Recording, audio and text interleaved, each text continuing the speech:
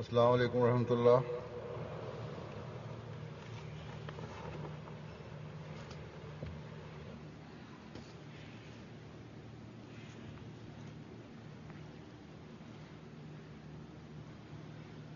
अशहदु अल्ला इलाहा इल्लल्लाह वहदहु ला शरीका लहु وأشهد أن محمدا عبده ورسوله أما بعد فأعوذ بالله من الشيطان الرجيم بسم الله الرحمن الرحيم الحمد لله رب العالمين الرحمن الرحيم مالك يوم الدين إياك نعبد وإياك نستعين اهدنا الصراط المستقيم صراط الذين أنعمت عليهم غير المغضوب عليهم ولا الضالين।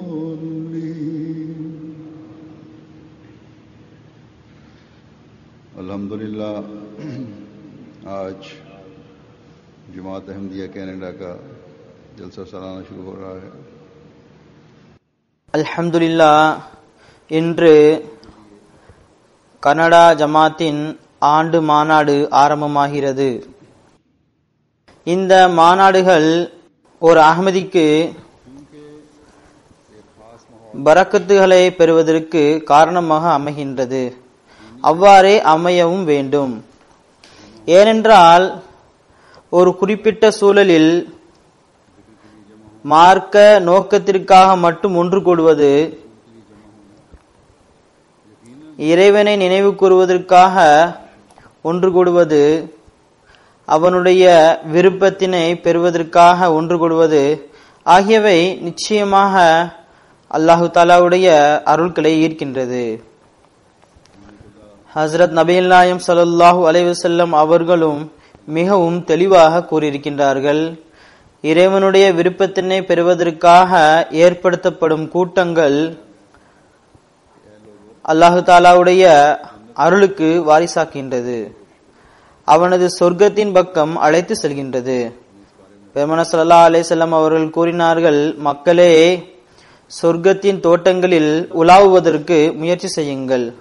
சஹாபாக்கள் சொர்க்கத்தின் தோட்டம் என்றால் என்ன என்று இதனுடைய விளக்கத்தை வினவிய போது பெருமானார் ஸல்லல்லாஹு அலைஹி வஸல்லம் அவர்கள் கூறினார்கள், ஜிக்ர் கூட்டங்கள், இறைவனை நினைவு கூறக்கூடிய கூட்டங்கள் சொர்க்கத்தின் தோட்டங்கள் ஆகும் என்றார்கள்.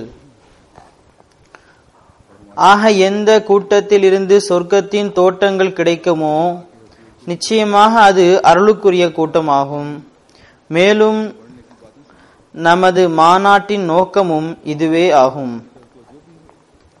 இறைவனுடைய விருப்பத்தினை பெறுவதற்கு அல்லாஹு தாலாவுடைய நேசத்தில் முன்னேறுவதற்குரிய விஷயங்களை கேட்பதாகும். துவா மற்றும் இபாதத்துகளின் பக்கம் கவனமும் இருக்க வேண்டும். மேலும் இதனை பெறுவதற்குரிய வழிகளையும் கற்க வேண்டும். இதனை போன்று அல்லாஹு தாலாவுடைய விருப்பத்தினை பெறுவதற்கு அல்லாஹு தாலாவுடைய அடியார்களுடைய உரிமைகளை நிறைவேற்றுவதன் பக்கமும் கவனம் செலுத்த வேண்டும். பிறகு இந்த நன்மையின் பக்கம் கவனம், உரிமைகளை நிறைவேற்றுவதன் பக்கம் கவனம் ஆகியவை நம்மை இறைவனுக்கு நன்றி செலுத்தக்கூடிய அடியார்களாக ஆக்கி நமது நாவுகளை அவனுடைய திக்ரில் ஈடுபடுத்தியவாறு சொர்க்கத்தின் தோட்டங்களின் பக்கம் வழிகாட்டும்.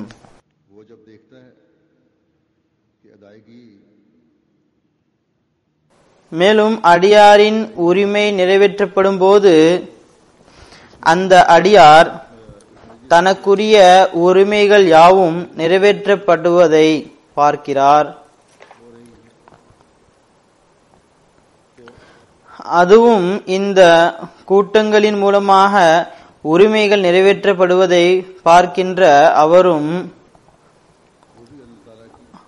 அல்லாஹுவை புகழ்ந்து அவனுக்கு நன்றி கூறுகிறார்.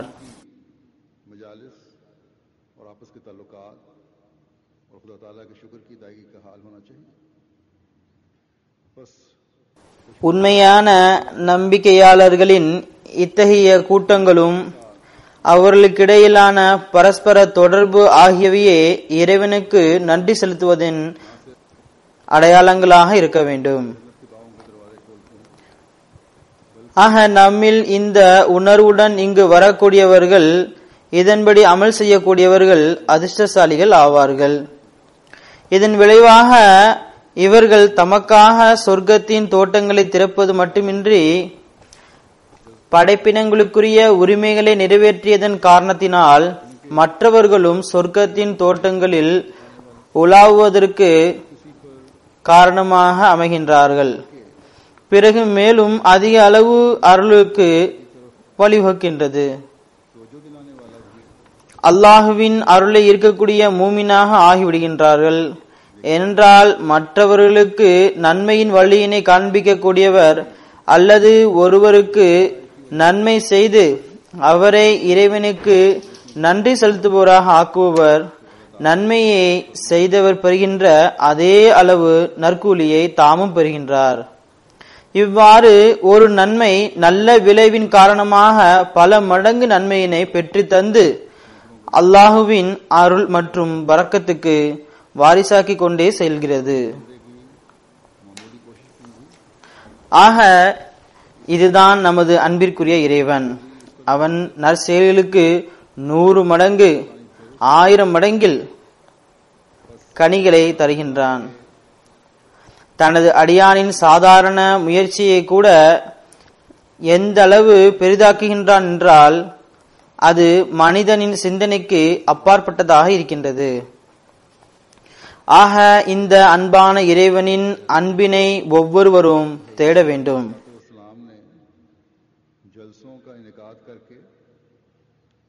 நான் அடிக்கடி கூறுவது போன்று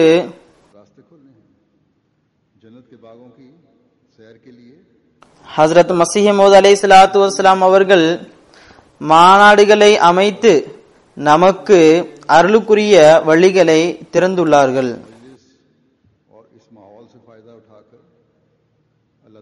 சொர்க்கத்தின் தோட்டங்களில் உலாவுவதற்கு ஒரு பெரிய மற்றும் சிறந்த ஒரு வழியினை ஏற்படுத்தி உள்ளார்கள்.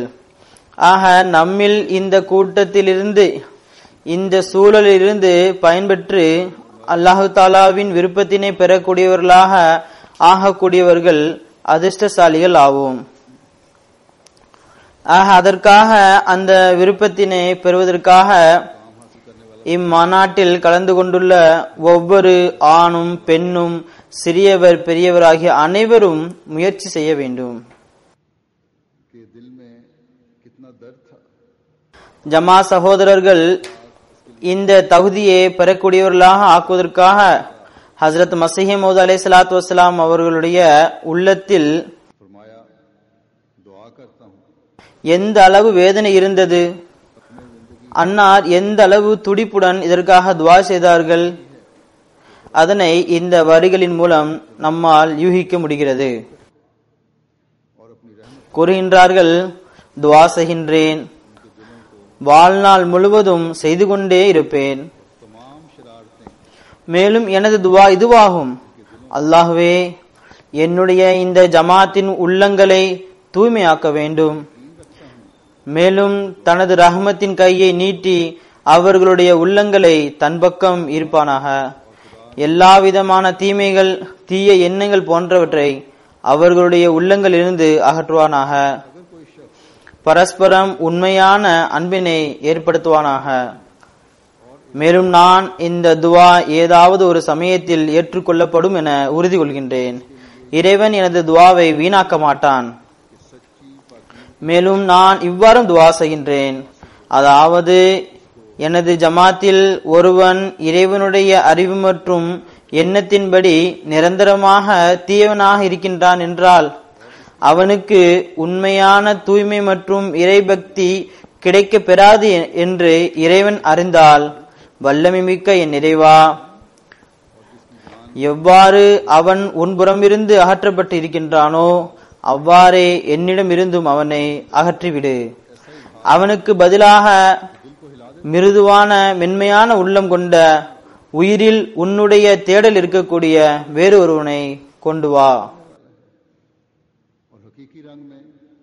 ஆக இந்த வார்த்தைகள் அன்னாருடைய உல வேதனையின் எப்படிப்பட்ட வெளிப்பாடுகள் என்றால் நமது உள்ளங்களை நடுங்க வைக்கக்கூடியதாக உள்ளது, புல்லரிக்க வைக்கின்றது. தௌபா மற்றும் இஸ்திக்ஃபாரின் பக்கம் கவனமூட்டுகின்றது. உண்மையில் இறைவன் முன்பு குனிந்தவாறு இறைவனிடம் பாவ மன்னிப்பு கேட்டவர்களாக நம்மை ஆக்குகின்றது. அடியார்களின் உரிமைகளை நிறைவேற்றுவதன் பக்கம் கவனமூட்டக்கூடியதாக இருக்கின்றது. ஆக இந்த நாட்களில் நம்மில் ஒவ்வொருவரும் தௌபா மற்றும் இஸ்திக்ஃபார், சலவாத், ذிக்ர இலாஹி ஆகியவற்றின் பக்கம் கவனம் செலுத்த வேண்டும்.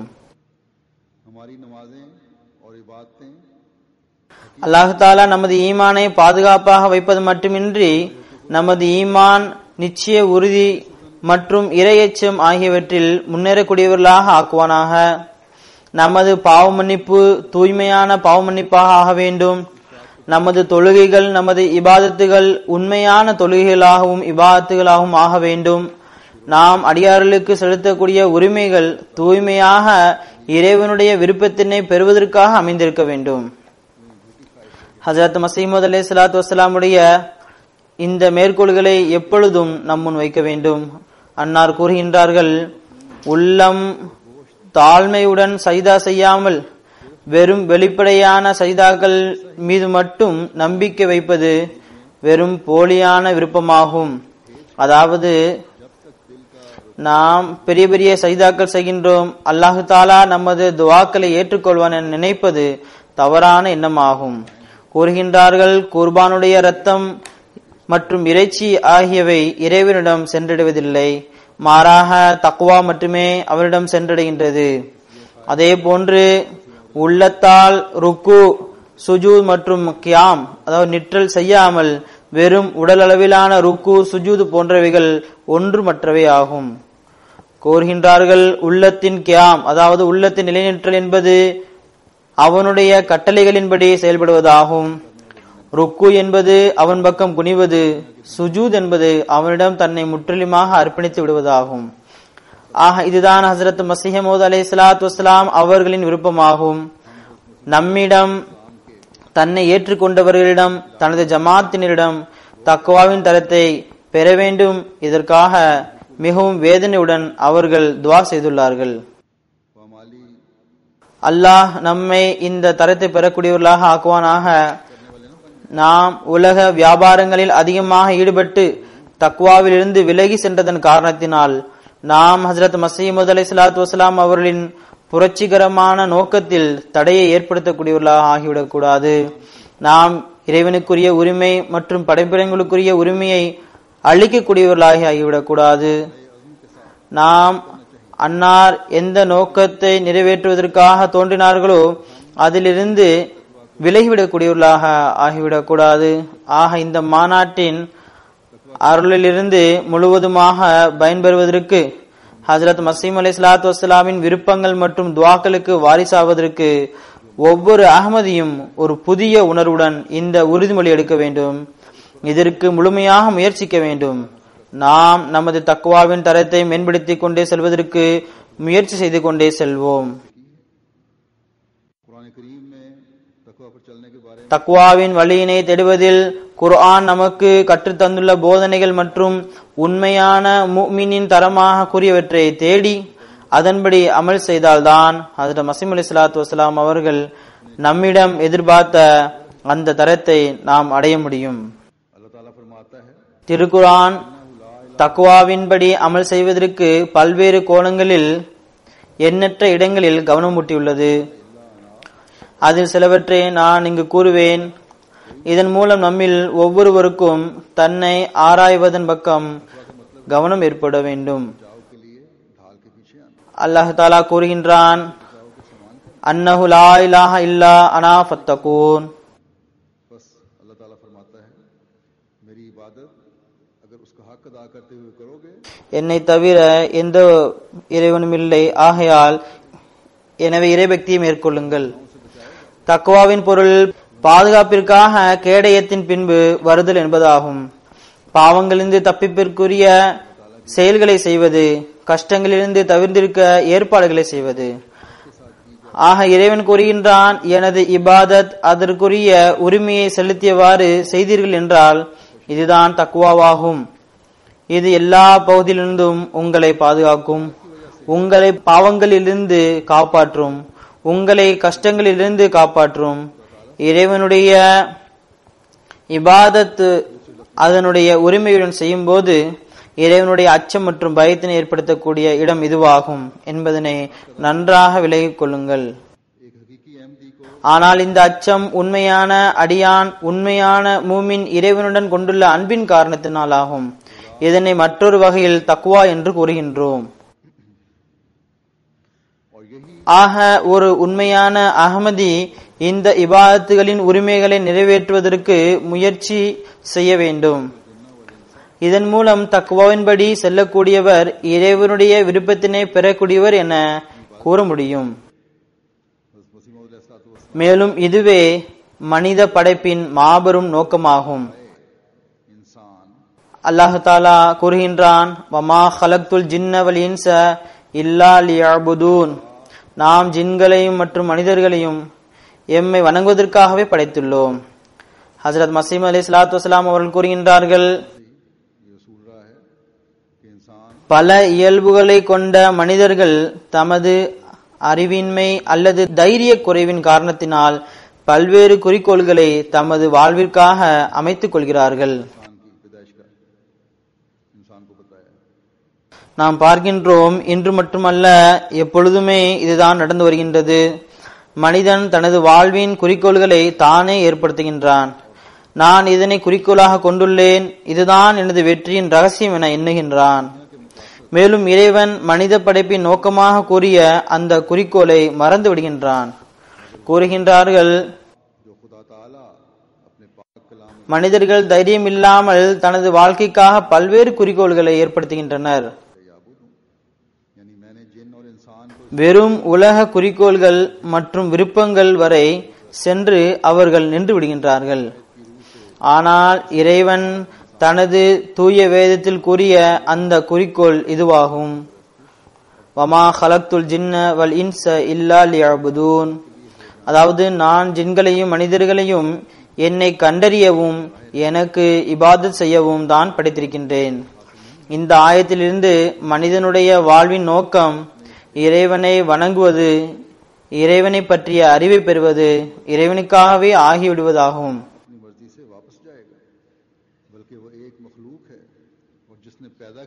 இதிலிருந்து தனது வாழ்வின் குறிக்கோளை தானே நிர்ணயிக்கும் தகுதி மனிதனிடம் இல்லை என்பது வெளிப்படையாகும்.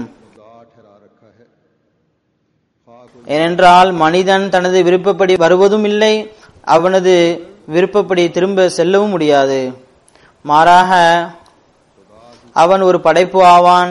எவன் படைத்தானோ அனைத்து உயிரினங்களையும் விட உயர்வான சிறந்த ஆற்றலை வழங்கியிருக்கின்றானோ அவன் இவனுடைய வாழ்வின் ஒரு நோக்கத்தை நிர்ணயித்து வைத்திருக்கின்றான். மனிதன் அந்த நோக்கத்தை புரிந்தாலும் சரியே, புரியாவிட்டாலும் சரியே, ஆனால் மனித படைப்பின் நோக்கம் சந்தேகமில்லாமல் இறைவனை வணங்குவது, இறைவனை பற்றிய அறிவை பெறுவது, இறைவனிடம் தன்னை முழுமையாக அர்ப்பணித்து விடுவதே ஆகும். ஆக இதுதான் அந்த தரமும் தன்மையும் ஆகும். இதனை ஒவ்வொரு அஹ்மதியும் பெற வேண்டும். இதற்காக முயற்சிகளை மேற்கொள்ள வேண்டும். மனிதன் எதனை வேண்டுமென்றாலும் தனது நோக்கமாக ஆக்கிக் கொள்ளட்டும், அதனை பெறுவதற்கு முயற்சிகள் செய்யட்டும். அவனுடைய வாழ்வு அர்த்தமற்றதாகும். இன்றைய நாட்களில் தனது நிம்மதிக்காக இதுபோன்ற நோக்கங்களை நிறைவேற்றுவதற்காக உலகில் குறிப்பாக மேற்கத்திய நாடுகளில் என்ன வழிமுறைகள் கண்டுபிடிக்க மனிதன் முயற்சி செய்கின்றான். இதனுடைய முடிவு வெக்கங்கெட்ட தன்மையாகும். மனிதனுடைய கண்ணியமும் எந்த அளவு வீழ்ந்துள்ளதென்றால் எல்லாவிதமான வெக்கங்கெட்ட வீணானவற்றை மக்கள் மத்தியில் வெளிப்படுத்துகின்றனர். மேலும் டிவியில் காட்டுவதையும் வெக்கங்கெட்ட தன்மையாக கருதுவதில்லை. மேலும் சில நடைமுறைகள் விலங்குகளை விட மிக மோசமானதாக இருக்கின்றது. இந்த செயலுக்கு கேலி என்றும் அமைதி என்றும் பெயர் சூட்டப்படுகின்றது. இந்த நிலையை பற்றி அல்லாஹு தாலா ஓரிடத்தில் இவ்வாறு கூறுகின்றான், வலகத் ஸரஅனா லிஜஹன்னம கஸீரம் மினல் ஜின்னி வல் இன்சி லஹும் குலூபுல் லா யஃப்கஹூன பிஹா வலஹும் ஐனுல் லா யுப்சிருன பிஹா வலஹும் ஆதானுல் லா யஸ்மஊன பிஹா உலாயிக கல் அன்ஆமி பல்ஹும் அதல்லு உலாயிக ஹுமுல் காஃபிலூன். நிச்சயமாக நாம் படைத்த ஜின்கள் மற்றும் மனிதர்களில் பெரும்பாலானவரின் முடிவு நரகமாயிற்று. ஏனெனில் அவர்களுக்கு உள்ளங்கள் இருந்தும் அவற்றால் அவர்கள் புரிந்து கொள்வதில்லை. மேலும் அவர்களுக்கு கண்கள் இருந்தும் அவற்றால் அவர்கள் பார்ப்பதில்லை. மேலும் அவர்களுக்கு காதுகள் இருந்தும் அவற்றால் அவர்கள் கேட்பதில்லை. அவருடைய உள்ளத்தில் ஆன்மீகம் தங்குவதும் இல்லை. அவருடைய காதுகள் ஆன்மீக மார்க்க விஷயங்களை கேட்பதற்கு தயாராகவும் இல்லை. நல்ல விஷயங்கள் மற்றும் இறைவன் எந்த விஷயங்களின் பக்கம் பார்க்க கூறியிருக்கின்றானோ அதன் பக்கம் அவர்கள் கவனம் செலுத்துவதில்லை. மேலும் அவர்கள் இறைவன் எதிலிருந்து தடுத்திருக்கின்றானோ அதிலிருந்து தவிர்த்திருப்பதும் இல்லை. ஆக முழுமையாக உலக ஆசைகள் அவர்கள் மீது வெற்றி கொண்டு விட்டது. கூறுகின்றார்கள், அவர்கள் கால்நடைகளை போன்றோர் ஆவார்கள், மாறாக அதனை விடவும் மோசமானவர்கள் ஆவார்கள். வழிதவறி உள்ளார்கள், இவர்கள்தான் கவனமற்றவர்கள் ஆவார்கள். பிறகு மற்றொரு இடத்தில் அல்லாஹ் கூறுகின்றான், அராய்த மனித்தகத இலாஹு ஹவாஹு, அதாவது தமது தீய இச்சைகளை தமது கடவுளாக ஆக்கி கொண்டவரது நிலையை நீர் காணவில்லையா? இவர்கள் தமது விருப்பங்களை வணங்கக்கூடிய மக்கள் ஆவார்கள். மேலும் ஓரிடத்தில் கூறுகின்றான், அம் தஹ்சபு அன்ன அக்ஸருஹும் யஸ்மஊன அவ் யாகிலூன இன்ஹும் இல்லா கல் அன்ஆமி பல்ஹும் அதல்லு சபீலா. அவர்களுள் பெரும்பாலானவர்கள் செவியேற்கின்றனர் அல்லது உணர்கின்றனர் என்று நீர் கருதுகின்றீரா? அவர்கள் விலங்குகளை போன்றவர்களே ஆவர். மாறாக நடைமுறையை பொறுத்தவரை அவர்கள் அவற்றை விடவும் மிக கெட்டவர்கள் ஆவர். ஆக இந்த வசனங்களில் தனது படைப்பின் நோக்கத்தினை புரியாத தனது விருப்பங்களின் பின்பு செல்லக்கூடியவர்களின் தோற்றம் வரையப்பட்டுள்ளது. எவ்வாறு ஹஜ்ரத் மஸீஹ் அலைஹிஸ்ஸலாத்து வஸ்ஸலாம் கூறினார்களோ, எவன் படைத்து பிறகு படைத்தது நோக்கத்தை கூறினானோ அவனை மறந்து விட்டார்கள். ஆனால் தனது நோக்கங்களை தானே தேடுகின்றார்கள். இப்படிப்பட்டவர்களின் தங்குமிடம் நரகமாகும். விலங்குகளுக்கு அவைகளுடைய செயலுக்கு கேள்வி கணக்கு கிடையாது. இந்த வழி தவறியவர்களுடைய கேள்வி கணக்கு நிச்சயமாக அவர்களை நரகத்திற்கு கொண்டு செல்லும். இங்கு இந்த விஷயத்தை தெளிவுபடுத்துகின்றேன். அல்லாஹ் நான் பெரிய எண்ணிக்கையை நரகத்திற்காக படைத்துள்ளோம் என்று கூறியிருக்கின்றான் என்பதில் எந்தவிதமான தப்பெண்ணமும் கொள்ள வேண்டாம். இறைவனுடைய வார்த்தையில் நௌசுபில்லா முரண்பாடு இருக்கிறது என்ன வேண்டாம். ஒருபுறம் நாம் ஜின்களையும் மனிதர்களையும் என்னை வணங்குவதற்காக படைத்துள்ளோம் என்றும் மறுபுறம் நரகத்திற்காக படைத்துள்ளேன் என்கிறான். இதனுடைய அர்த்தம் என்னவென்றால், இறைவன் புறமிருந்து நேர்வழி இருந்தும் இறைவனுடைய ரஹமத் பரவி இருந்தும் பெரும்பாலர் இதிலிருந்து பலன் பெறுவதில்லை. மேலும் அல்லாஹுவை வணங்கி இம்மை மற்றும் மறுமையை பிரகாசிக்க வழிவகை செய்வதில்லை. இதற்கு மாற்றமாக தனது விருப்பங்களை பின்பற்றி நரகத்திற்கான பாதையில் செல்கின்றனர். அகராதி வல்லுநர்கள் இதற்கு இவ்வாறும் விளக்கம் கொடுக்கின்றனர். அதாவது ஜஹன்னம நரகம் என்ற வார்த்தைக்கு முன்பு லி ஜஹன்னம என வந்துள்ளது. அதாவது லாம் அதிகமாக வந்துள்ளது. இந்த அதிகமாக வந்திருப்பது அவர்களின் முடிவினை குறிக்கின்றது, அவர்களின் நோக்கத்தை அல்ல. தனது மோசமான விளைவை மனிதன் இறைவனிடமிருந்து தூரம் விலகி சென்று அவனுடைய இபாதத்துடைய உரிமையை நிறைவேற்றாமல் அவனுடைய கட்டளைகளுக்கு கட்டுப்படாததினால் அடைகின்றான். நான் கூறியது போன்று இன்றைய நாட்களில் தனது வீணான விருப்பங்கள் மனிதனை இந்த முடிவை அடைய செய்துள்ளது. விலங்குகளை விட மோசமான செயல்களை மனிதன் செய்ய ஆரம்பித்து விட்டான்.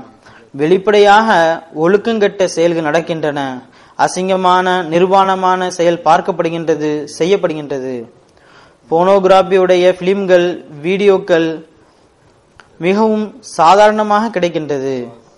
இவர்கள் இதனை பார்த்து விலங்குகளை விடவும் மோசமாக ஆகிவிட்டார்கள். இப்படிப்பட்ட செயலை செய்யக்கூடியவர்கள். நான் மிகவும் வருத்தத்துடன் கூறுகின்றேன், சில புகார்கள் என்னிடமும் வருகின்றன. நமது அகமதி இளைஞர்கள் மேலும் நடுத்தர வயதுடையவர்கள் இப்படிப்பட்ட வீணான அல்லது இதனை விட கொஞ்சம் குறைவான வீணான பிலிம் பார்ப்பதில் மூழ்கி இருக்கின்றார்கள். இதன் காரணமாக சிலர் குடும்பங்கள் சீரழிந்து போகின்றன. ஆக ஒவ்வொருவரும் இறைவனுக்கு அஞ்ச வேண்டும். அல்லாஹ் தாலா தெளிவாக கூறிவிட்டான், இப்படிப்பட்ட வழிதவறிய மக்களின் தங்குமிடம் நரகமாகும். அதில் மசீம் அலைஹிஸ்ஸலாத்து வஸ்ஸலாம் அவர்களும் மிக தெளிவாக கூறியுள்ளார்கள், என்னுடன் இருக்க வேண்டுமென்றால் இந்த வீணான தனது சொந்த விருப்பங்களை விட்டுவிடுங்கள், இல்லை என்றால் என்னை விட்டு விலகி விடுங்கள். பொதுவாக இப்படிப்பட்ட மக்கள் மாநாடுகளுக்கு வருவதே இல்லை. ஜமாத்தில் இருந்தும் தூர விலகியே தான் இருப்பார்கள். ஒருவேளை வந்தால் அல்லது அவர்களது காது வரை இந்த விஷயங்கள் சென்றடைந்தால் அல்லது அவர்களது அன்பர்கள் அவர் வரைக்கும் இதனை கொண்டு சேர்த்தால் அப்படிப்பட்ட மக்கள் தன்னை சீர்திருத்த முயற்சி செய்ய வேண்டும்.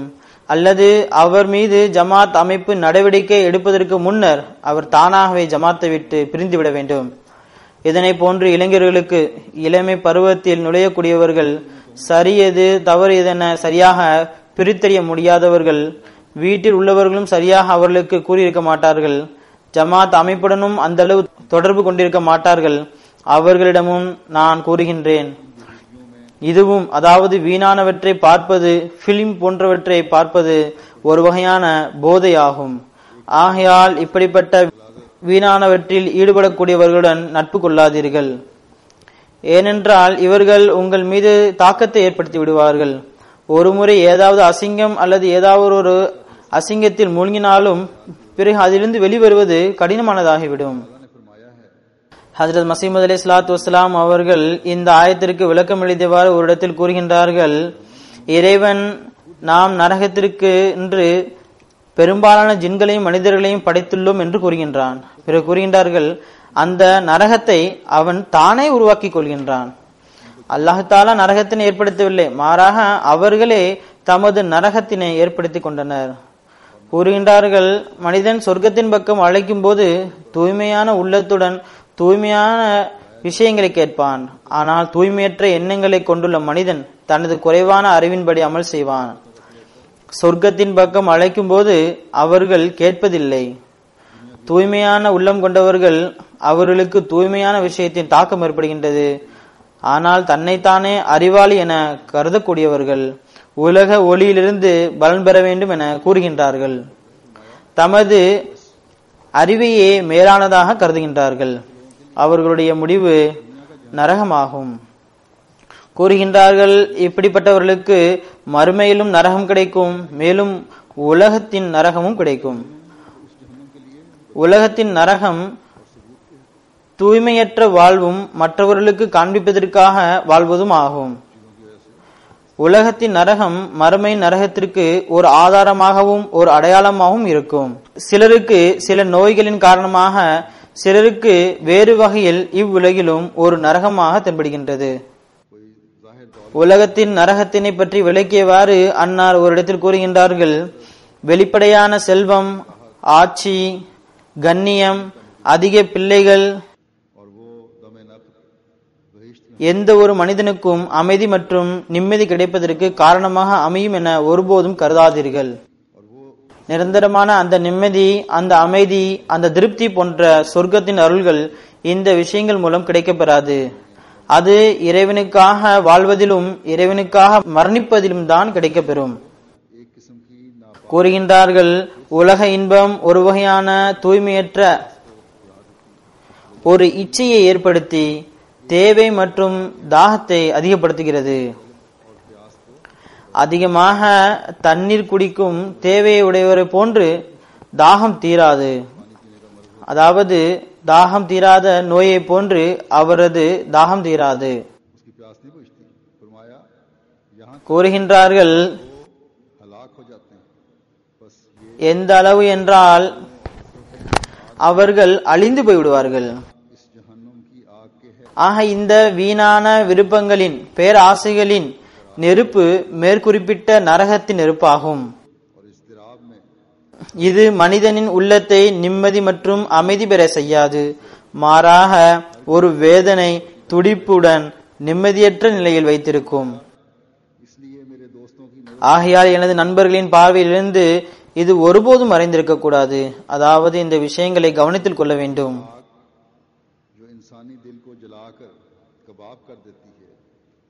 கூறுகின்றார்கள், ஆகையால் எனது நண்பர்களின் பார்வையில் இருந்து இது ஒருபோதும் மறைந்திருக்க கூடாது. மேலும் ஒரு இடத்தில் கூறுகின்றார்கள், இந்த நெருப்பு மனிதனின் உள்ளத்தை எரித்து சுட்ட கரியாக்கி விடுகிறது. எரிந்த கரிக்கட்டையை விட கருப்பாக மாற்றி விடுகின்றது. இது அல்லாஹ் அல்லாத மற்றவையின் மீது கொண்ட அன்பு ஆகும். ஆக உண்மையான மூமினுக்கு தக்வாவின்படி செல்லக்கூடியவர்களுக்கு, தக்வாவை தேடக்கூடியவர்களுக்கு தன்னுடைய ஒவ்வொரு அமலையும் முற்றிலும் இறைவனுக்காக செய்ய வேண்டும். உள்ளத்திலிருந்து ஆசைகளையும் பெயரளவில் உள்ள அமைதியையும் உலகின் சிலைகளையும் வெளியில் எடுத்து எறிய வேண்டும். அப்போதுதான் ஒரு நம்பிக்கையாளர் உண்மையான நம்பிக்கையாளராக ஆக முடியும். இந்த சீர்திருத்தத்திற்காக அல்லாஹ் ஏற்படுத்தி கொடுத்த இந்த நாட்களில் ஒவ்வொருவரும் தனது சீர்திருத்தத்திற்காக முயற்சிகளை மேற்கொள்ள வேண்டும். மனிதன் மிகவும் மோசமான தீமைகளில் மூழ்கியிருக்கின்றான் என்பது கட்டாயமில்லை. மாறாக சின்ன சின்ன தீமைகளையும் களைவதற்கு முயற்சி செய்ய வேண்டும். இந்த சின்ன சின்ன தீமைகள் தான் சில சமயங்களில் தக்வாவை விட்டு தூர விலக்கி விடுகின்றது, மேலும் தீமைகளில் ஈடுபட செய்கின்றது. திக்ர இலாஹி, அதாவது இறைவனை நினைவு கூறுவதில் அதிகமாக ஈடுபடுங்கள். இஸ்திக்ஃபார் மற்றும் சலவாத் மூலம் அல்லாஹுடைய நெருக்கத்தை பெற முயற்சி செய்யுங்கள். தனது உள்ளங்களை அல்லாஹ் அல்லாத மற்றவர்களிடமிருந்து தூய்மையாக்குங்கள். அல்லாஹு தாலாவுக்கு நன்றி செலுத்தக்கூடிய அடியாராக ஆகுங்கள். இந்த நன்றி செலுத்துதல் இறைவனுடைய நேசத்தை ஈர்ப்பதற்கு வழியாக அமைகின்றது. இந்த நாட்டிற்கு வந்த பிறகு உலக அளவில் திறந்திருக்கக்கூடிய அல்லாஹுவின் அருளின் வாசல்களை, அல்லாஹு தாலாவின் அருள்களை பெறுவதற்கு வழியாக்குங்கள். இறைவனுடைய கோபத்தினை பெறுவதற்குரிய வழியாக ஆக்காதீர்கள். அல்லாஹு தாலா கூறுகின்றான், உங்களுடைய தக்குவா உங்களுக்கு கண்ணியத்திற்குரியதாகும். உங்களுடைய பணம், உங்களுடைய செல்வம் போன்றவை உங்களுக்கு கண்ணியத்திற்குரியது என்று கூறவில்லை. அல்லாஹ் கூறுகின்றான், இன்ன அக்ரமக்கும் இன்தல்லாஹி அத்காக்கும், இறைவன் பார்வையில் மிகவும் அதிக கண்ணியத்திற்குரியவர் உங்களில் அதிக அளவு தக்குவாவை மேற்கொள்பவரே ஆவார். நாம் அதிக அளவு இதனை கேட்டிருக்கின்றோம். நமது சொற்பொழிவுகளிலும் அதிக அளவு இதனை பற்றி கூறப்படுகிறது. பேச்சாளர்கள் இதனை கூறுவார்கள், ஆனால் அதன் மீது எவ்வாறு அமல் செய்ய வேண்டுமோ அவ்வாறு செய்யப்படுவதில்லை. அவ்வாறு அமல் செய்யப்பட்டால் ஜமாத்தில் ஏற்படக்கூடிய பல்வேறு வகையான பிரச்சனைகள், சண்டைகள் தானாகவே சரியாகிவிடும். ஹஜ்ரத் மஸீஹ் அலைஹிஸ்ஸலாத்து வஸ்ஸலாம் அவர்கள் கூறுகின்றார்கள், இன்ன அக்ரமக்கும் இன்தல்லாஹி அத்காக்குமில், ஒருவர் எந்த அளவு தக்வாவின் மிகவும் நுண்ணிய வழிகளை கையாளுவாரோ அதே அளவு இறைவன் பார்வையில் அவருக்கு மேன்மை இருக்கும்.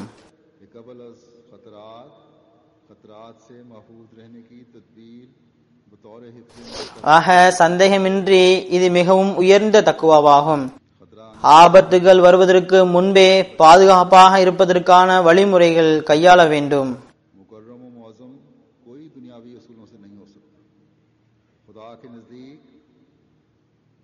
அதாவது ஆபத்துகள் வருவதற்கு முன்பே பாதுகாப்பாக இருப்பதற்குரிய வழிகளை கையாள வேண்டும். உலகத்தினை பெறுவதனால் எவரும் மதிப்பிற்குரியவராகவும் கண்ணியத்திற்குரியவராகவும் ஆக மாட்டார். இறைவனிடத்தில் மிகப்பெரியவர் இறை பக்தி உடையவரே ஆவார். பிறகு அன்னார் கூறுகின்றார்கள், மார்க்கத்தில் பலவீனர்களாக இருக்கக்கூடியவர்களை ஏளனத்துடன் பார்க்காதீர்கள். செல்வம், குடும்பம் போன்றவற்றில் வீணாக பெருமையடித்து மற்றவர்களை இழிவாகவும் ஏளனமாகவும் பார்க்காதீர்கள்.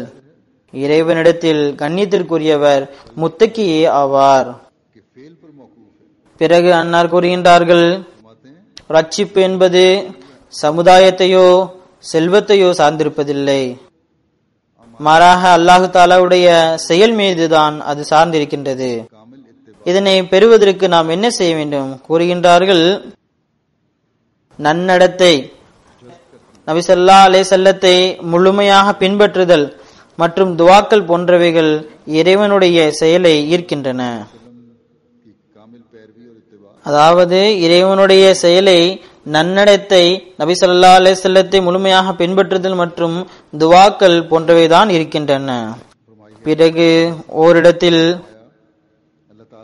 மிகவும் கடினமாக எச்சரிக்கை செய்துள்ளார்கள். வார்த்தைகள் மிகவும் கடினமானதாகவும் அல்லாஹுடைய பார்வையில் முத்தக்கியாக இருக்கக்கூடியவர்தான் மதிப்பிற்குரியவரும் கண்ணியத்திற்குரியவரும் ஆவார். தற்பொழுது முத்தக்கியாக இருக்கக்கூடிய ஜமாத்தை இறைவன் வைத்திருப்பான், மற்றவற்றை அழித்து விடுவான். இது மிகவும் நுட்பமான இடமாகும். இந்த இடத்தில் இருவர் நிற்க முடியாது. முத்தகியும் அங்கே இருப்பார், தீயவனும் தூய்மையற்றவனும் அங்கே இருப்பார் என்பது கிடையாது. கண்டிப்பாக முத்தகி அங்கே இருப்பார், தீயவன் அழிக்கப்படுவான். யார் முத்தகி என்பதனை பற்றிய அறிவு இறைவனுக்கு இருக்கின்றது. இது மிகவும் நுட்பமான இடமாகும். முத்தகி மனிதன் அதிர்ஷ்டசாலியாவான், சாபத்திற்கு கீழ் வந்தவன் தீயவனாவான். ஆக நான் படித்த இந்த அனைத்து மேற்கோள்களும் ஓர் உண்மையான அகமதிக்கு ஆராய்வதற்கு போதுமானதாகும். அன்னார் கூறுகின்றார்கள், ஆபத்துகள் வருவதற்கு முன்பு அந்த ஆபத்துகளிலிருந்து தவிர்ந்திருப்பதற்கு முயற்சிகள் செய்யுங்கள். ஆபத்துகளிலிருந்து தவிர்ந்திருப்பது என்பது இதுவே ஆகும். அதாவது தனது ஒவ்வொரு சொல்லும் செயலும் இறைவனுடைய விருப்பத்தினை பெறக்கூடியதாக ஆக்க வேண்டும். இதன் மூலம் மனிதன் வெற்றியடைந்த மனிதர்களின் பட்டியலில் சேர வேண்டும். இந்த பட்டியலில் சேருவதற்கு 3 வழிகளை அன்னார் கூறியுள்ளார்கள். முதலாவது நல்ல அமல்களை செய்வது. அதாவது நல்ல அமல்களுடைய விளக்கம் என்னவென்றால், இரண்டாவது உங்களுடைய ஒவ்வொரு அடியும் நன்மை பெறக்கூடியதாக இருக்க வேண்டும்.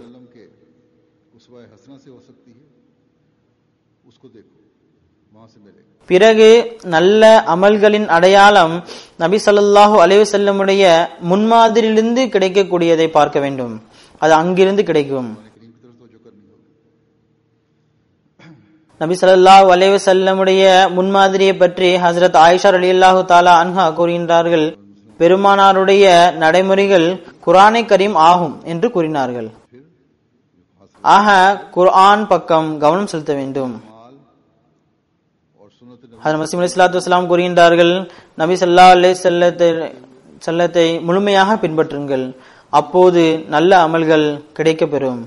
பிறகு தனது அமல்களை நபி ஸல்லல்லாஹு அலைஹி வஸல்லமுடைய சுன்னத்தின்படி அமல் செய்யக்கூடியதாக ஆக்கி இறைவன் முன்பு குனிந்தவாறு துஆக்கள் மூலம் மேலும் அழகுபடுத்துங்கள். கூறுகின்றார்கள், இந்த ஜமாத்தின் நியதியில் வெற்றி உள்ளது. இவர்கள்தான் தக்வாவின்படி அமல் செய்யக்கூடியவர்கள் ஆவார்கள். இவர்கள்தான் உலகில் வெற்றி அடைவார்கள்.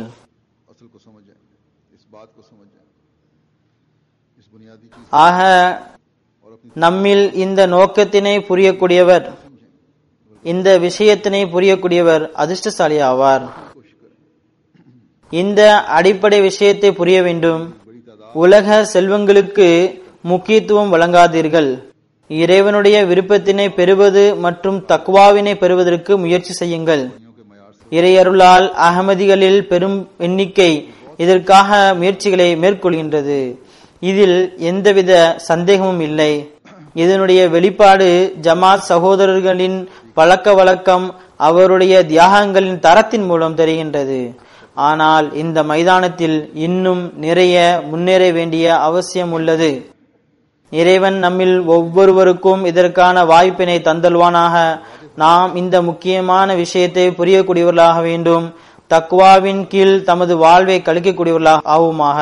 से ये वादा भी फरमाया है कि वल आक़िबतु लिल मुत्तक़ीन.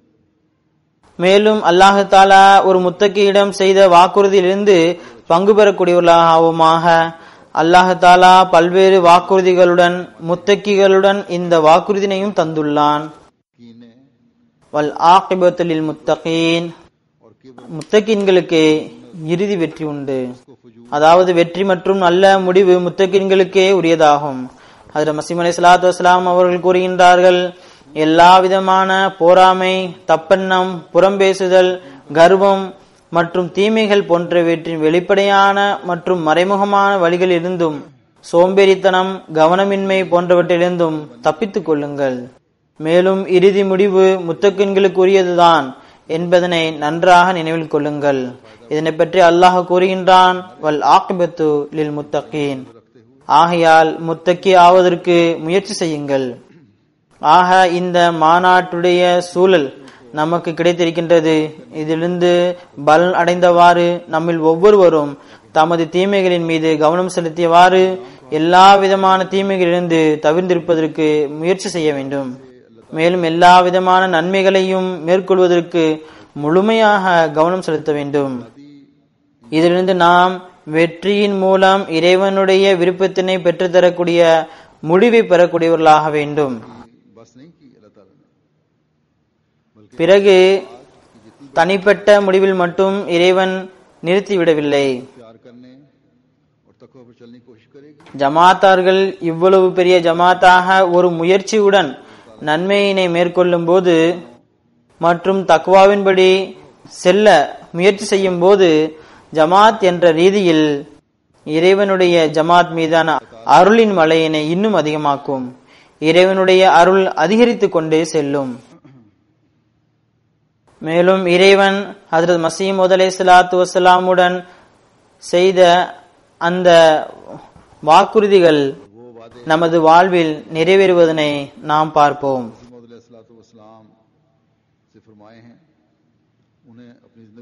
நிச்சயமாக இது இறைவனின் வாக்குறுதியாகும். ஹஜ்ரத் மஸீஹ் மவ்ஊத் அலைஹிஸ்ஸலாத்து வஸ்ஸலாம் உடனும் இந்த வாக்குறுதி இருக்கின்றது. இறைவன் தனது தொன்று தொட்ட நடைமுறையின் மூலம் அனைத்து நபிமார்களிடமும் வாக்குறுதி அளித்துள்ளான். கத்தபல்லாஹு லஅக்லிபன்ன அனா வருசுலி, அதாவது இறைவன் நானும் எனது நபியும் வெற்றி அடைவோம் என்பதனை தீர்மானித்து விட்டான். ஆக அஹ்மதியத்தின் வெற்றி, உண்மை இஸ்லாத்தின் வெற்றி நடைபெற்றே தீரும். ஆனால் நாம் தக்வாவில் முன்னேறக்கூடிய மக்களாக இருந்தால் நாம் நமது வாழ்விலேயே இன்ஷா அல்லாஹ் தாலா இந்த முன்னேற்றம் மற்றும் வெற்றிகளை பார்க்கக்கூடியவர்களாவோம். தீர்மானிக்கப்பட்ட ஜமாத்தின் வெற்றியின் காட்சியினை இன்ஷா அல்லாஹ் தாலா நாம் பார்ப்போம். ஆக இந்த காட்சியை பார்ப்பதற்கு, இந்த வெற்றியினை பார்ப்பதற்கு தனது தக்வாவின் தரத்தை மேம்படுத்திக் கொண்டே செல்வதற்கு ஒவ்வொரு அஹ்மதியும் முயற்சி செய்து கொண்டே செல்ல வேண்டும்.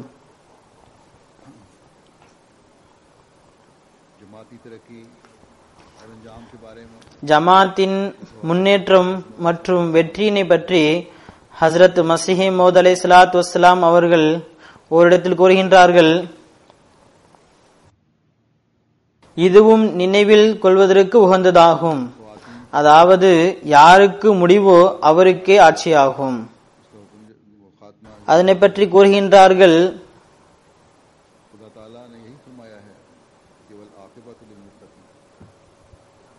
வல் ஆகிபத்து லில் முத்தகீன், அல்லாஹுவின் நடைமுறை எவ்வாறு தொடர்கிறது? உண்மையாளர்கள் அவர்களது முடிவின் மூலம் கண்டறியப்படுவார்கள். அன்னார் கூறுகின்றார்கள்,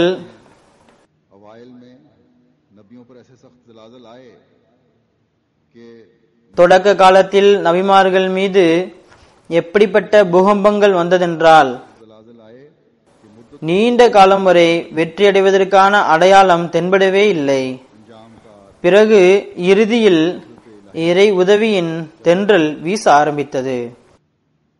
अपनी जमात की तरक्की के बारे में आपने इस अंजाम और इलाही बिशारतों का जिक्र फरमाया है. தனது ஜமாத்தின் முன்னேற்றம், முடிவு மற்றும் இறைவனின் நற்செய்திகளை இவ்வாறு கூறுகின்றார்கள். இறைவனிடமிருந்து நான் உண்மையான வாக்குறுதியின் நற்செய்திகளை பெறுகின்றேன். இதனால் எனது துக்கம் அகன்று போய்விடுகின்றது, முற்றிலும் அகன்று போய்விடுகின்றது. மேலும் இந்த விஷயத்தில் புதிய ஈமான் வருகின்றது. அதாவது ஜமாத்தின் முன்னேற்றத்திற்கான முடிவுகளை பற்றிய செய்திகளை இறைவன் அன்னாருக்கு வழங்கும் போது கூறுகின்றார்கள், எனது உள்ளம் புத்துணர்ச்சி அடைகிறது.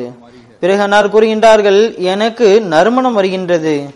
இறுதியில் வெற்றி நம்முடையதாகும் இன்ஷா அல்லாஹ் தஆலா. ஆக இந்த முன்னேற்றம் மற்றும் வெற்றி அஹ்மதியா ஜமாத்திற்கு தீர்மானிக்கப்பட்டதாகும்.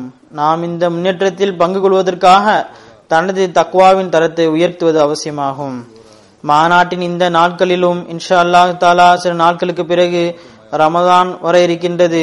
அதிலும் முழுமையாக பயன்பெற்றவாறு ஒவ்வொரு அஹ்மதியும் தனது தக்வாவின் தரத்தை மேம்படுத்திக் கொண்டே செல்ல வேண்டும். அல்லாஹ் தஆலா நம் அனைவருக்கும் இதனை பெறுவதற்குரிய வாய்ப்பினை தந்தல்வானாக.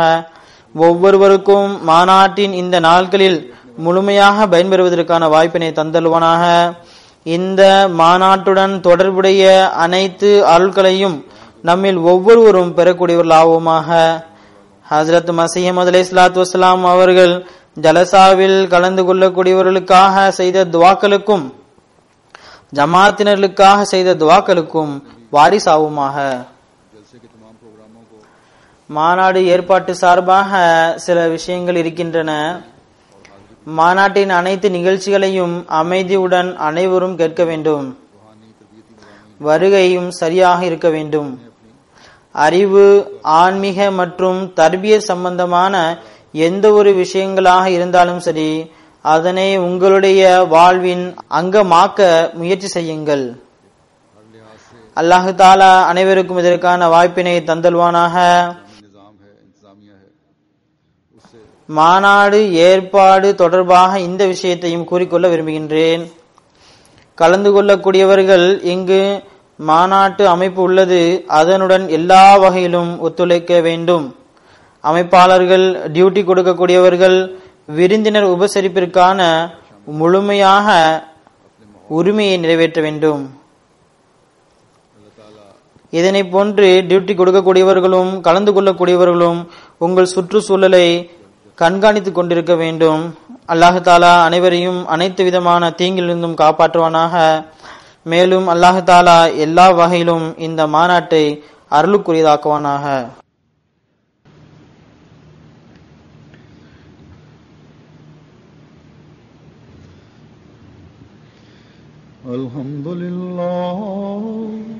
अल्हम्दुलिल्लाह नहमदुहु व नस्तईनुहु व नस्तगफिरुहु व नु'मिनु बिही व नतवक्कलु अलैहि व नऊज़ु बिल्लाहि मिन शुरूरि अनफुसिना व मिन सय्यिआति अमालिना. من يهده الله فلا مضل له ومن يضلل فلا هادي له ونشهد أن لا إله إلا الله ونشهد أن محمدا عبده ورسوله. عباد الله رحمكم الله إن الله يأمر بالعدل والإحسان وإيتاء ذي القربى وينهى عن الفحشاء والمنكر والبغي يعظكم لعلكم تذكرون. اذكروا الله يذكركم وادعوه يستجب لكم ولذكر الله أكبر. हज़रत मसीह मऊद अलैहिस्सलातु वस्सलाम फरमा